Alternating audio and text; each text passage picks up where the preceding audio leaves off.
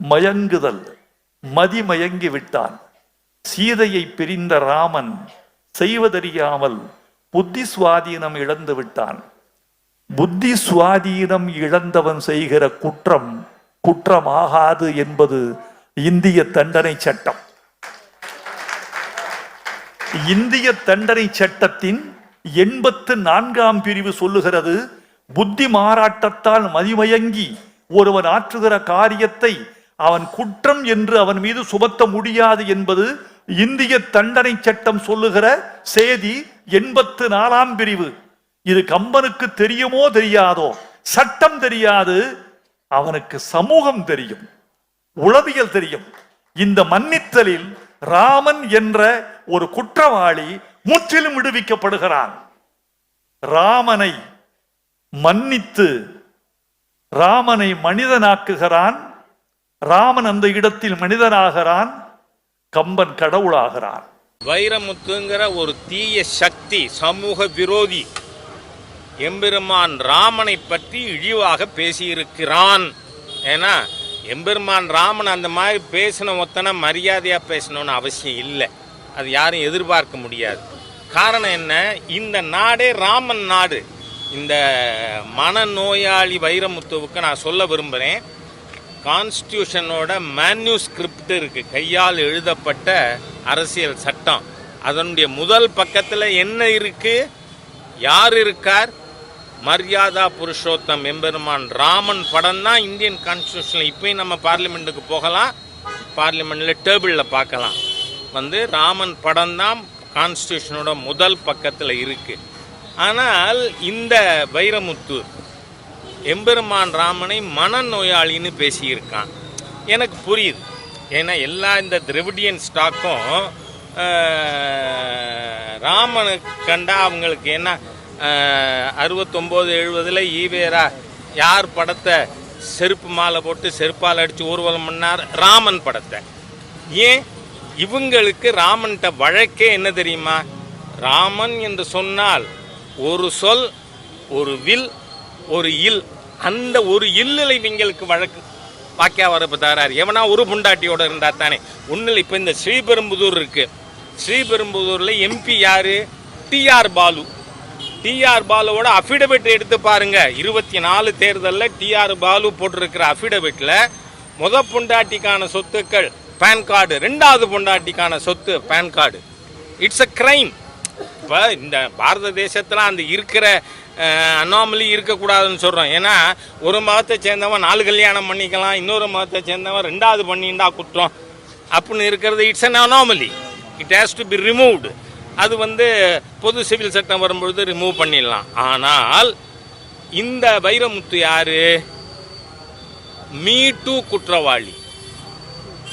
சின்மயி ஸ்ரீபாதா போன்றவர்கள் சமுதாயத்தால் மதிக்கப்படுகின்ற பெண்கள் பல பேர், நாட் 1 or 2, பல பேர் இந்த வைரமுத்துக்கு எதிராக ஏற்கனவே கம்ப்ளைண்ட் கொடுத்துருக்காங்க. மீ டூவில் இருக்கிற ஆட்சி தத்தாரி அரசாங்கம், இந்து விரோத தீய அரசு. அதனால இன்னமும் வைரமுத்து மாதிரியான சமூக விரோத தீய சக்தி இன்னும் கைது செய்யப்படலை. அதுக்காக வைரமுத்து தப்பு பண்ணாதவன் இல்லை.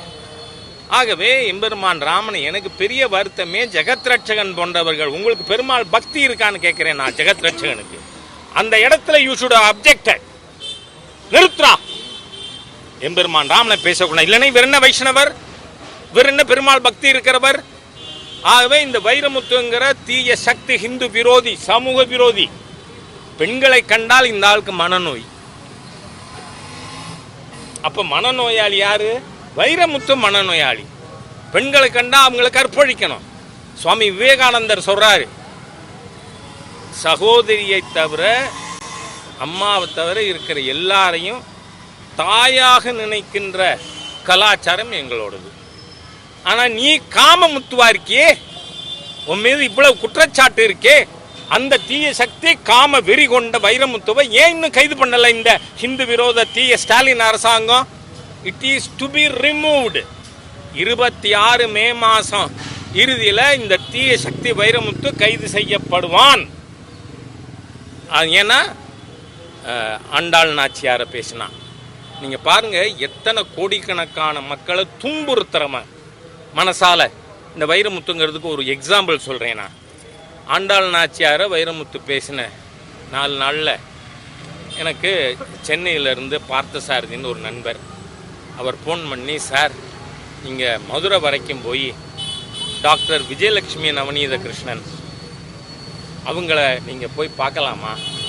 ஏன்னா அந்தம்மா 4 நாளாக சாப்பிடலை, அன்ன ஆகாரம் இல்லாமல் என் தாயால் ஆண்டாள் நாச்சியாரை இப்படி ஒருத்தன் பேசிட்டானே அப்படின்னு உணவருந்தாமல் இருக்காங்க. அவங்க ஆனால் பேசும்பொழுது இடையில புலம்பும் பொழுது சொல்கிறார், எங்கள் ராஜா மாத்திரம்தானே பேசினார் இந்த தீய சக்தி வைரமுத்தை அப்படின்னு சொல்லிகிட்டே இருக்காங்க. அதனால் ஒரு கால் நீங்கள் போய் கேட்டிங்கன்னா அவங்க உணவு எடுத்துக்கலாம், இந்த she may give up fast அப்படின்னு சொன்னார். சரின்னு நான் போயிருந்தேன். அப்போது டாக்டர் விஜயலட்சுமி நவநீத கிருஷ்ணன் அவர்கள் சொன்னார், நான் பிஹெச்டி பண்ணினதே ஆண்டாள் நாச்சியாரின் சரித்திரத்தில், அவர் வாழ்க்கையை பற்றி தான் நான் பிஹெச்டி வாங்கியிருக்கேன். ஆண்டாள் நாச்சியார் திருவரங்கம் போனதே இல்லை. I have done research on Andal. ஆனால் திருவரங்கத்தில் ஸ்ரீரங்கத்தில் தாசியா இருந்தார் ஆண்டாள். எவ்வளவு கேடுகட்டமா இந்த வைரமுத்துங்கிற ஒரு தீய சக்தி ஹிந்து விரோதி. உங்களுக்கு உங்கள் கடவுள், நான் கேட்குறேன், உங்கள் கிறிஸ்தவ நம்பிக்கையை காயப்படுத்த இந்த வைரமுத்துக்கு முதுகல் உண்டா? இஸ்லாமிய இதை நம்பிக்கைகளை காயப்படுத்துவியா? ஹிந்து நம்பிக்கை எப்படிடா பண்ணுவேன்னு கேட்குறேன் நான். எப்படிடா பண்ணுவேன்? எவ்வளோ பெரிய அயோக்கியம்! அதனால இந்த அரசாங்கத்தை சொல்றேன்னா, if you don't arrest this anti Hindu anti social element Vairamuthu, இதுதான் சப்ஜெக்ட். அடுத்த தேர்தலில் இந்த ஹிந்து விரோத ஸ்டாலின் அரசாங்கத்தை தூக்கி எறியணும்னு